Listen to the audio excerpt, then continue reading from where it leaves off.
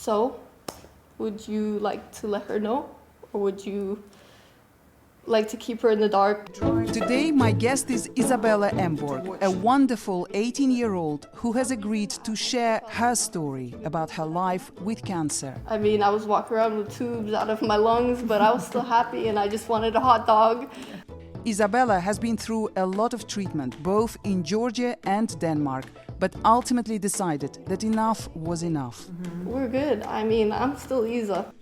We talk about what Denmark and Georgia can learn from one another about how they provide cancer care for children and how to bring light and love to the lives of others in spite of everything.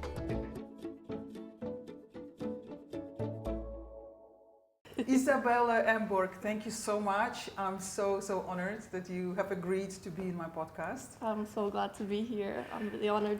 A lot to talk about, Yeah. but you've just celebrated your 18th birthday. 18th birthday. Yeah. How was it? How was the It party? was really good. I mean, I had two celebrations. The day where obviously it was my birthday, I hung out with some family and friends. It was really nice. And then a big party. Here. Yeah. In your I beautiful mean, house, a bit yes. of chaos, but you know, that's how it's... That's how it should That's be. how it should be. 18th birthday parties and Yeah. big cake. Big cake. You Well- know, I had my godmother come. She set it up with all flowers, very traditional Danish birthday cake. It was beautiful. Lovely, Yeah. lovely. There's a lot to talk about for us, but I wanted to begin by asking you to tell us your story.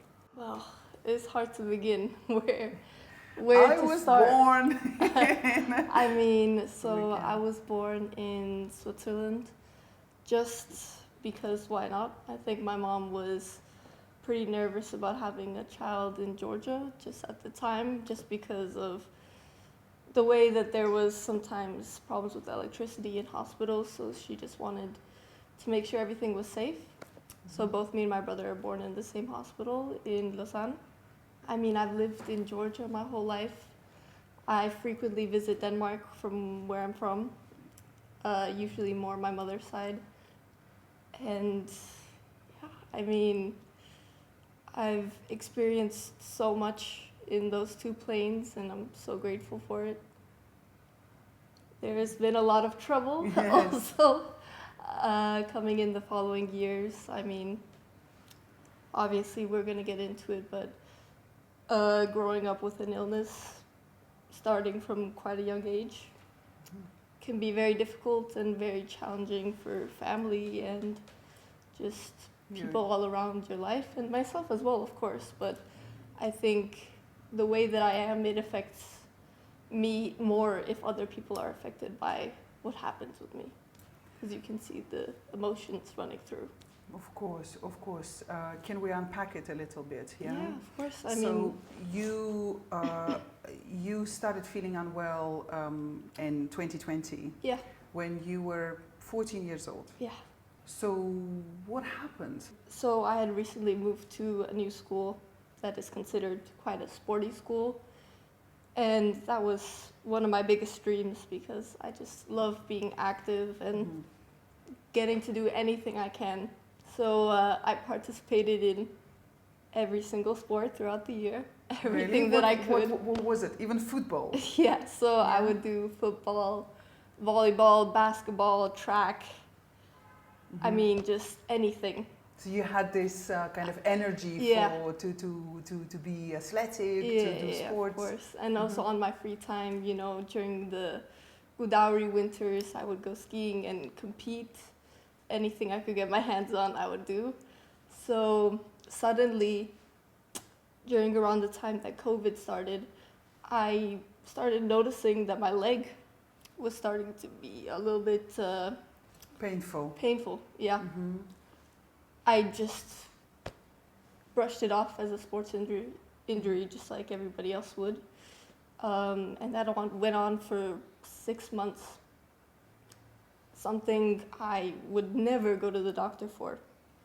Maybe Sometimes you thinking it have was a feeling. growing pain, you know, like when Yeah, you're but just... I think at a particular moment when I started going to the park a lot and walking up stairs like probably 20 kilometers a day. Just Being as an active exercise. teenager. Yeah. I lived near the park at that point, so I was obviously always going up and down, seeing friends. But something felt wrong. Something didn't feel right about the fact that I couldn't move my leg exactly how I wanted to. I had to sit down a lot more. Things were just really strange. So the first hospital that I go to, they say, oh, it's nothing. It's just water. You don't have to worry about it. And so I say, okay, it's just me being crazy. You were relieved that Yeah. it wasn't something serious. So I continued to just follow doctor's orders of not going out as much and taking some ibuprofen, but it just didn't get better. I mean, I would say about 2 months later, I said, it's not getting better. There's something wrong, and I want people to believe me. So my parents took me to a doctor. Suddenly, I'm in for scans, blood tests, MRIs. Then I go to a traumatologist, and he said, I'm 99% sure I know what's happening, but I want you to go to this doctor. And this doctor is now my surgeon, a very good friend of ours now, Dr. George Loria. So we went to his hospital, and he knew straight away. He said, Isa can go step out. He told my mother, and he gave us a choice. He said, so, would you like to let her know, or would you like to keep her in the dark and we can figure it out later? Because I don't agree with this myself, but a lot of children in Georgia don't know that they're sick. That they have cancer. Yeah. And It's very taboo for the parents. They don't want to stress their children out. I can understand to an extent when it's a very young child and they don't know what's going on. But suddenly, when you're going through all these treatments and you're feeling horrible and you don't know why. But it was not the choice of your mother. She chose to tell you there and then. Right there and then, as soon as she stepped out. And it was just a rush. Because it had crossed my mind. I feel now, you know. Yeah. I mean, it was a thought that had crossed my mind, but it was such a far thought. I would consider myself a very healthy person. At that point on, I had never really done anything in my life that would cause any of this. When you hear cancer, you hear about people abusing themselves with horrible food or smoking. Or at least you think of people who are much, much older. Exactly. You are at that age just 14 years old. What do you expect when they say you have cancer? I mean, how long did it take for you to actually, like, for that information to sink in? I mean, immediately. Really? I believed it.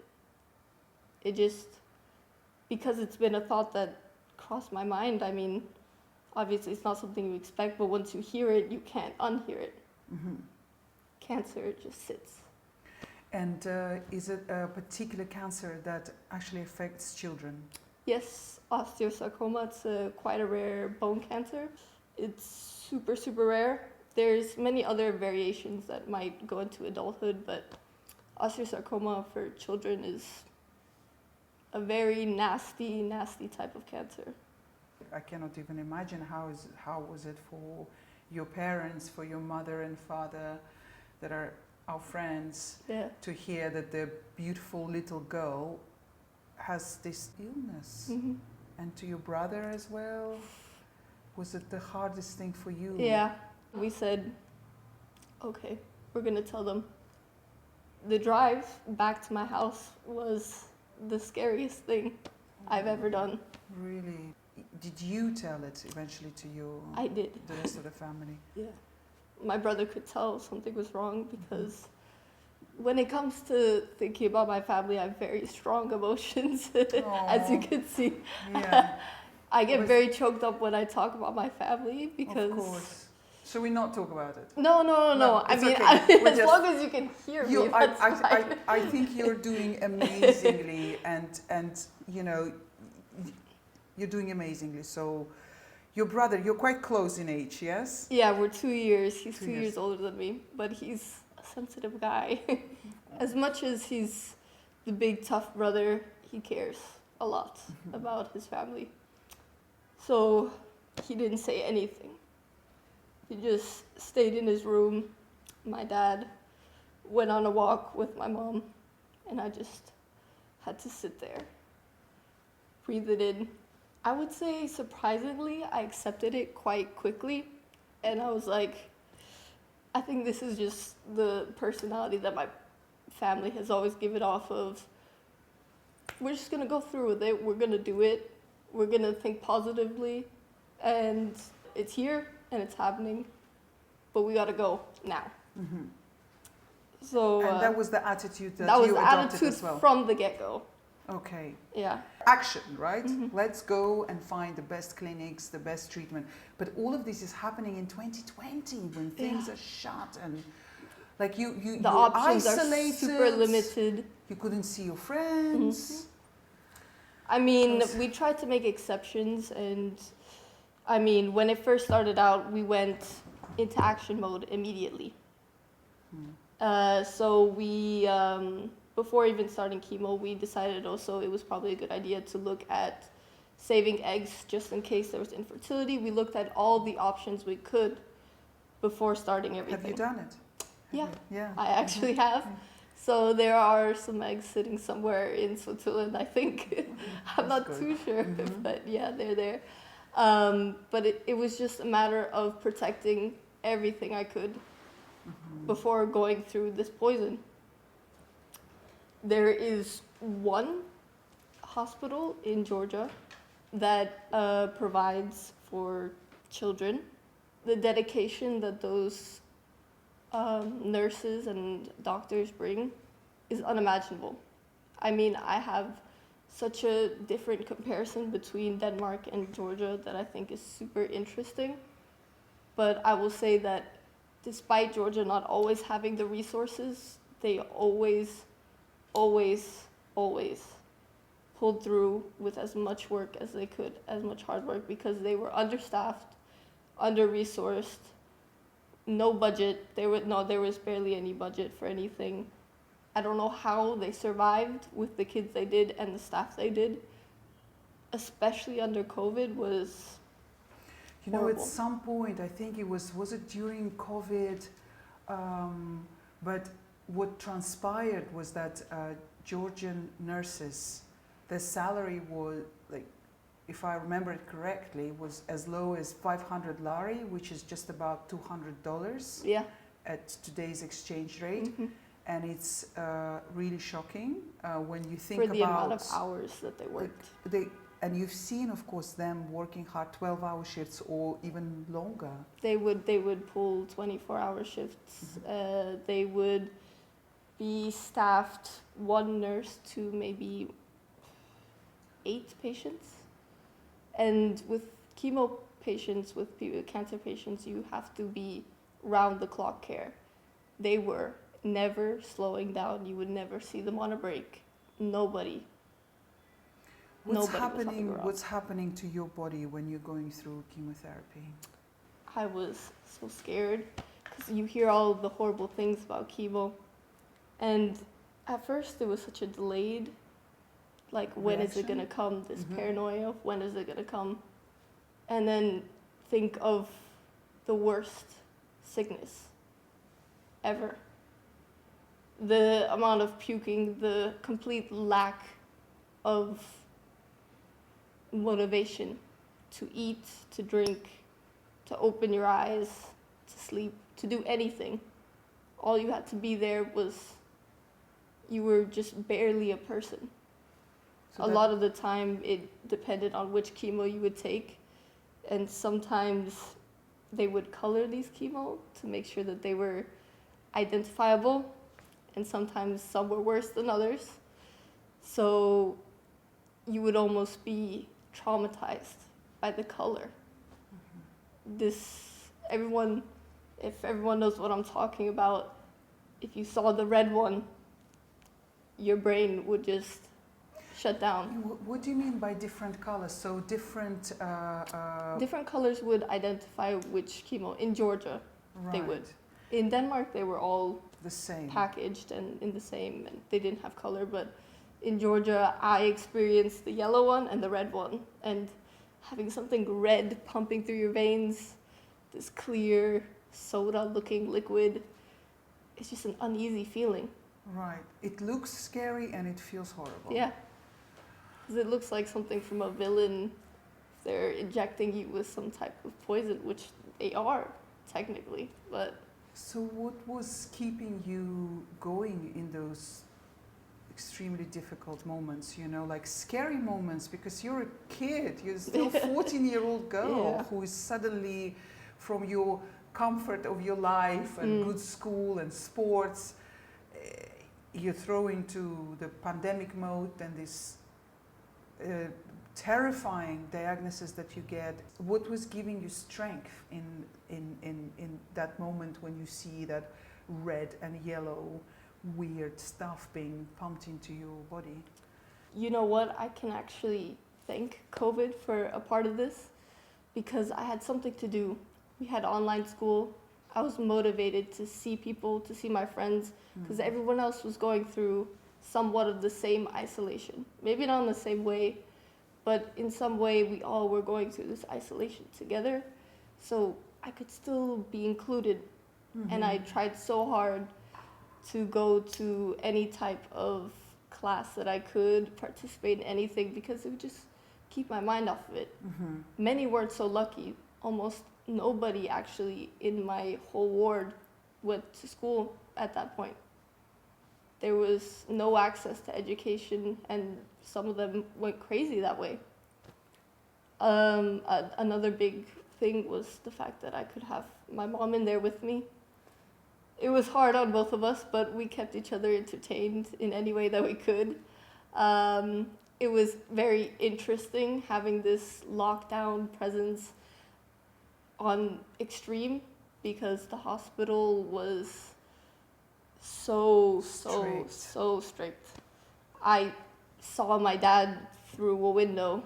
I didn't see him for 5 weeks at a time. And all our give food. Him a hug and like nothing. It was just. I would say hi, and then that was practically it. How hard it was for him too. Just to kind of not be able to see. Did you make friends in hospital? Was there any particular story among other children who were being treated that stuck with you? I had a pretty unfortunate case where I wasn't really allowed to leave the room, because due to certain equipment we couldn't leave the room because our cords were not long enough. So, I mean, sometimes we would get visitors from small kids. My mom became a pretty big impact on the hospital because that's just the person she is. Personality. Yeah, she would play football with the kids or play jump rope, and all these bringing women life and energy, her energy. All these women thought that she was crazy, but it ended up working really well, where they could kind of understand each other, and it became a real sense of community and family. Towards the later part that I was in that hospital in Georgia, I met someone my own age, and we bonded pretty quickly. Georgian? Yeah, she was Georgian.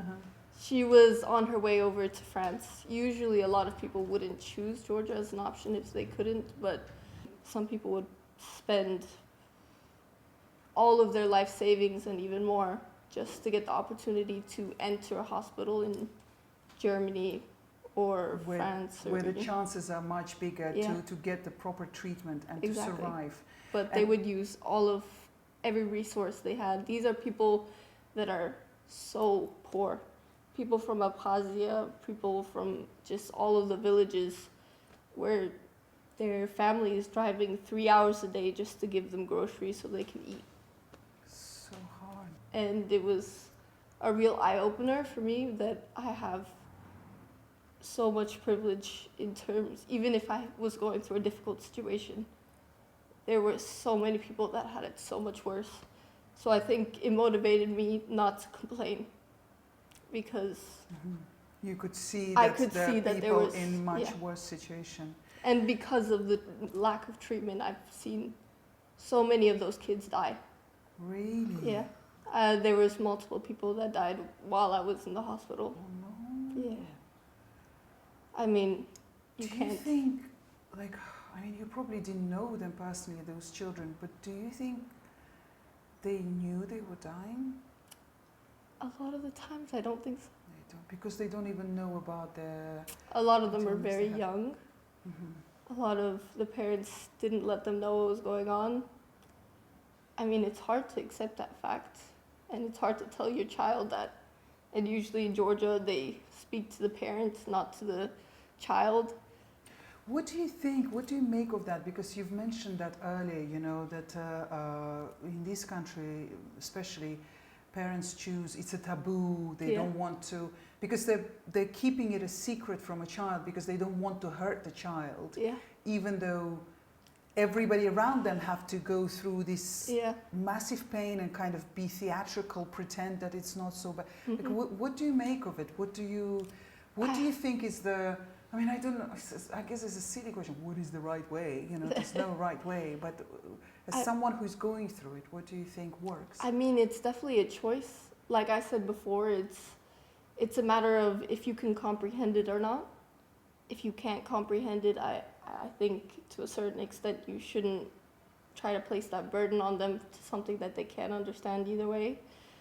But there are 16-year-olds that were in there that didn't know that they had cancer. And to extent a 16-year-old has a lot of information about the world. They understand that they're not okay, but they just don't understand why or what it is. And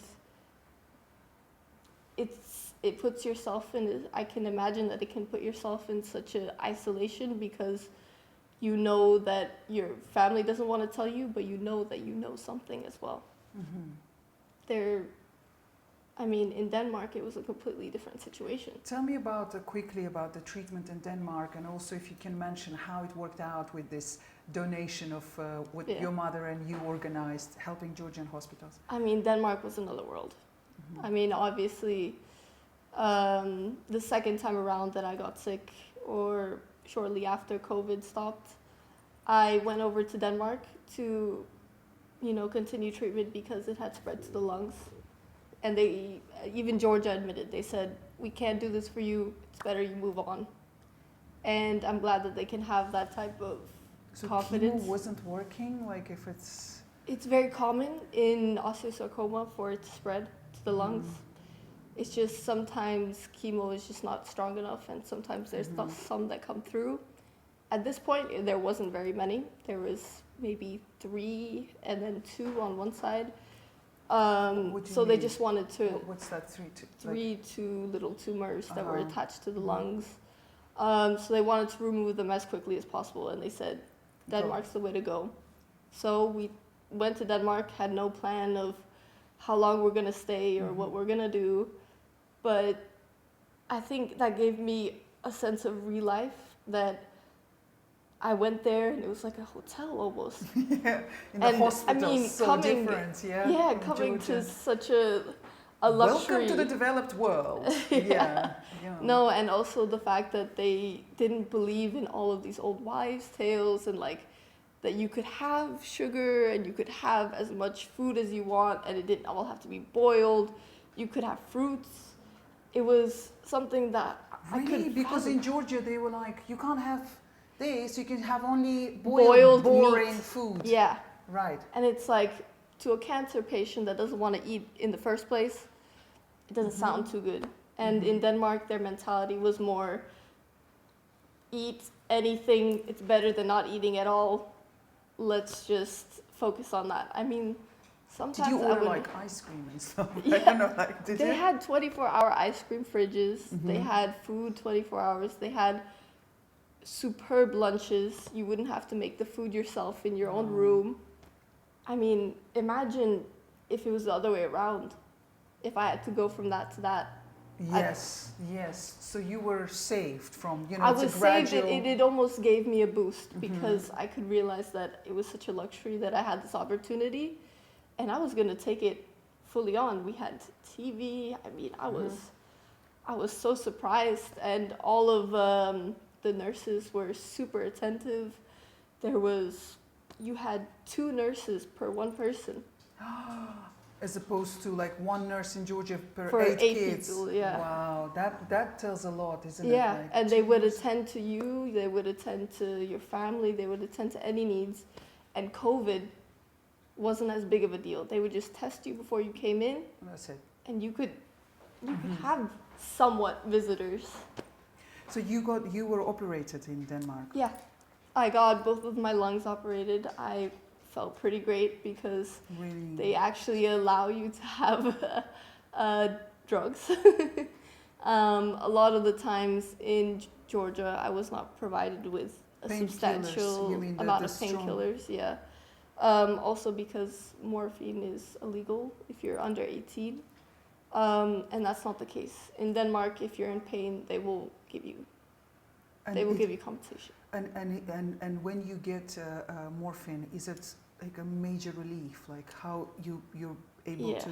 I mean, can you I describe? used to be nervous about it because morphine, it's an opioid, it's a drug, but I've understood that pain is pain, and it's worse if you're in pain, it causes more problems. So it's best to keep yourself at a low rate. I mean, I never took an extreme amount, so I always kept myself pretty awake and there, but you know, I was very grateful that it was an opportunity that was given to me in the first place. Because then does it make pain go away completely, or it just takes your mind off it? Like what is It made the pain go away. I could relax. That's a amazing. relief. And just forget about it. Yeah, I just- mean, I got to just live in the moment instead of having to think about what hurts and everything else. I mean, there was a lot of points that were, you know, without pain medication and everything, but for some reason, I just felt like I was in such a good mood that I could handle it. I mean, I was walking around with tubes out of my lungs, but I was still happy, and I just wanted a hot dog.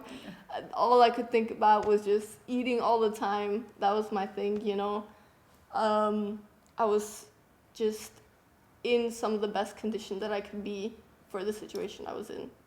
And So- you got better. Then. Yeah, Mhm. just mentally, everything. But I felt so lonely in Denmark. I had so much family that it was beautiful that I got to spend more than a couple of weeks with them, because usually that was not the case. But all your friends. But yeah, hey, but all and my you were friends missing- are down here. And Georgian culture, like we talked about before, you know, it's such a welcoming, beautiful culture. Whereas Denmark is a lot more isolated, and if you don't have a situation to meet them in, it's not going to happen. And the hospital, the dynamic was so different.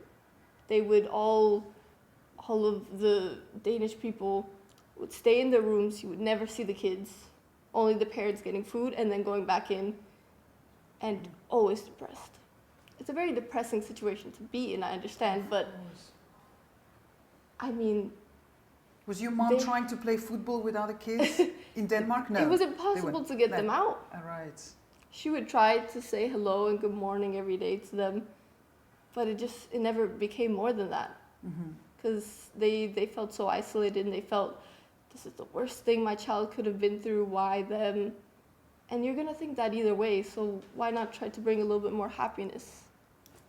I mean, that's why I was so grateful for the organization that Denmark provides. They provide a safe space for people that are starting from 14 to 32, I think. Where there's former cancer patients in cancer patients during that age that would get together, do fun stuff. They would get funding to go out to the park, get a picnic, have a celebrity come in and do all types of stuff. And it was a surreal experience that you got that. And why would you ever try to miss out? It was such a privilege. Is it easier for you to be among other cancer patients because you just all going through the same, as opposed to people who just come and look at you with the eyes full of you know, how people behave. And that's what I wanted to know from you. Like, is there anything particularly annoying about the way people behave when they know that you're a cancer patient? Okay, tell me. I think everybody needs to know that. Yeah. I mean, of course, everybody has good intentions. Yes. You can't. But the fact is, when they start to think of you as not so much a person, but something to pity, like your little wounded puppy, it kind of makes you angry a little bit. You know, you want to avoid something like that as much as possible because you don't want this reminder I'm still in a their person. eyes. I'm right here. That's why the people that I'm close with and the friends that I know, they're so amazing because they know exactly how to help without being like, oh, do you need anything? Mm-hmm. If they give me a little hand, you don't have to say anything. Mm-hmm. We're good. I mean, I'm still Isa. Yeah. There's no change in that. Mm-hmm. But I mean, to an extent, it was so nice having people that understood my situation. Everybody's different. Everybody has a different situation. Some people really don't like talking about their experience, and some people are really open about it and say, hey, I don't care what you think. I'm going to post on social media my bald head. I never wanted a wig. Da-da-da-da. You had people on complete opposite spectrums, but we all had that thing in common. Mm-hmm.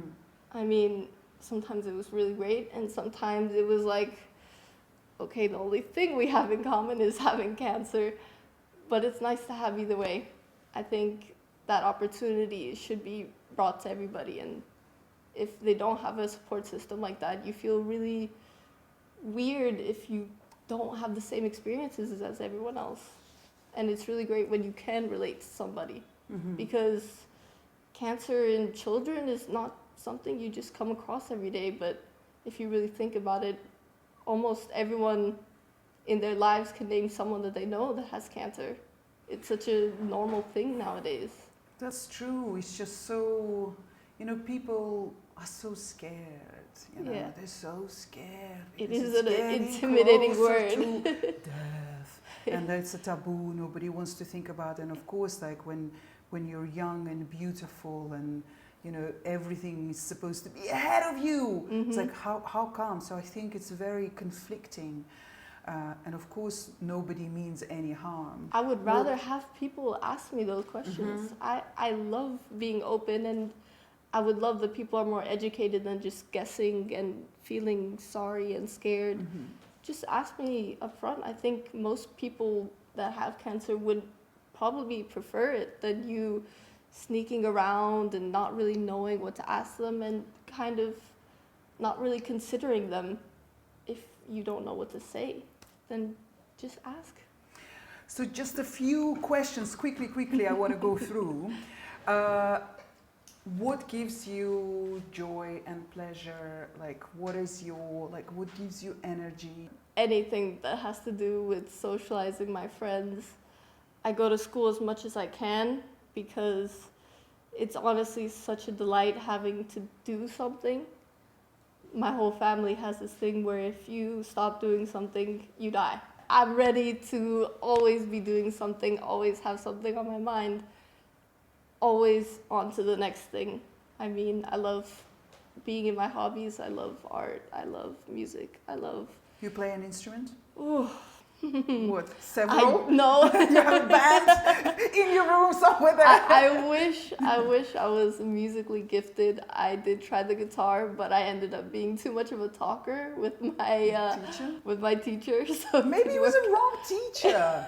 You should try another one. He had a lot to talk about, so you know, I mean, we just had a good time. That's always been my issue, where I just want to get to know people too much, where I get distracted. So, would you like to try to learn a musical instrument? Why not? I mean, I can technically play the trumpet. I don't know if that counts. It counts. Well, trumpet? I played it in school. Is it this one? Yes, I'm like, this one. This one. Gosh, I'm so embarrassed. I come from a family of musicians. It's like, is it this one? Right. But yeah, I love having my guitar around. So anytime a lot of my friends can play, we all go around, start singing. It's great. So I ask you what gives you joy. What gives you comfort? Comfort, again, it's just the support that people give you, and I think a lot of that comfort also comes from being able to pass it on, being able to help. And I know we wanted to talk a little bit about the donating of... yes, please. Because Denmark has the system where they throw out all of their equipment after a certain amount of years.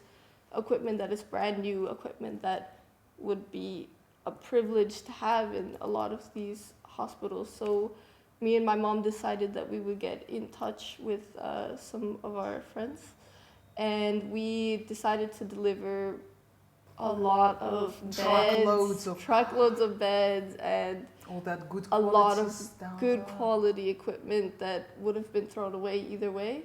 To the hospital where you were being where treated. I was. To Georgia, yes. So one of the hospitals we gave was the hospital I was at. There are also several hospitals outside of Tbilisi that we also provided to. And that made me really happy, because if we were able to do something, I wish it would be something like that. Because if you have the opportunity, why wouldn't you? There's no reason that we shouldn't be helping each other if we can. So that was a really important thing, and I know my mom was super passionate about it, because she said, I mean, if the opportunity is laying at our feet right now and we can do something about it, why shouldn't we? And I said, absolutely. Mm-hmm. So I'm really glad, and I think that they're really happy that they have some new equipment, because there'd be times when we'd be lacking rooms, beds, all types of stuff. So all that stuff is now in that unit where you were, and they're obviously really grateful. We made specifically that they had to have a lot of the beds that came in, because we just wanted to have a big thank you for everything that they did for us. And, you know, so many people sacrificed so much of their lives, especially a lot of the doctors and nurses, that these children deserved something that could just maybe help just a bit. And with your treatment, where are you at now? I mean, I've decided to kind of just let it be. I'm not trying to fight anything that happens. I mean, my goal has always been to stay myself the whole way through. And if it doesn't do anything, then why would I continue? So something like taking chemo and all these things can be quite a difficult thing to grasp. I mean, I've tried very many medications. I've never want to give up, but I also want to stay true to myself and stay true to my character and not be a zombie for whatever because becomes those of it. So you're not taking... No, I'm not taking anything anymore. But, you know, I'm happy. That's why I think this is such a good thing for me, where I've tried a lot and I've come a super long way. And it's 4 years of this battle. And it's crazy. A lot of people have had struggles where they decide that they don't want to continue anymore a long time ago. And I wanted to make sure that I was doing everything I could until the very last. And it gave me so many things. I mean, I was... You don't regret that you're not... Because you're you... Thankfully, I have no regrets. Mm-hmm. And I can thank so many parts of this experience, journey on the way that I am today. And I wouldn't be able to say that if all these things didn't happen to me. And I can say that with grace. And I think that's a super important thing, to be acceptful and welcome it with open arms. So, yeah. And is there anything that scares you? How my family is going to be with it. Just how the world is going to be if I'm not here to see it. And it's an emotional thing to think about, but just... But you're here now, and life is now, right? Yeah, life is right now, and that's what I'm thinking of, but it's always so interesting to think about the future and what that would look like. And do you think about the future? A little bit. What's It's in hard your- not to. in your But imagination? I usually think of it in either a very positive sense or a very destructive sense, because there's so much happening in this world with war and protests going on at this moment, that we have so much to worry about, that we should also be focusing on the things that we're really grateful for. And I think that's a super important thing, that we really don't take whatever we have for granted. And You think? yeah, I think that's so important. So important. And for your self-expression, like if we want to understand who is Isabella Emborg, like, I don't know, can you, like, is it your art, or like where do you think you, or is it in your relationship with your friends, in your relationship with your family, where do you express yourself the most? I think it's just who I am as a person. It's just how I express myself with others, how I would like to think. I don't want to sound any self-centered or anything, but I would like to think that, you know, I'm a fun, forgiving, very grateful, happy person. And I want to be that to the very end. And that's something I'm super, like, super adamant on, that, like, people deserve second chances, people deserve life, people deserve happiness. And I think they should strive for it at any chance that they get. So, yeah. You are the bravest of the brave. You know, there is once my husband gave me, his father was in the Gurkha regiment, it's the like British army, and they have this logo, the bravest of the brave. And I think you are the bravest of the brave. Maybe I should pass it on, that, that bracelet you gave to me after I gave birth to our daughter, but I think you are the bravest of the brave. Everyone should be really just grateful for the uniqueness that is our lives, and we should appreciate it with every ounce we can, and everybody else, because although we have so many similarities in our lives, and there's so many things I can be compared to along with other people, there's nobody that has the same experiences as us. And I think that's so unique and so beautiful that life is that way. And being grateful for being alive every minute. And like a lot of people just go all these problems, you know, to-do list, when are we going to do it? And then you just think, come on, just relax. Enjoy is it really the fact that important? Enjoy the fact that you can breathe, you know, you can see. Think of really the simpler things in life. That, does it really matter? Is it really going to matter? Other than that, just live it. Why not? Thank you so much. Can I give you a hug? Yeah. Thank you so much. Thank you. Thank you. We're both in blue. Yeah. Okay, I'll be back with more questions. Okay. Yeah, agreed?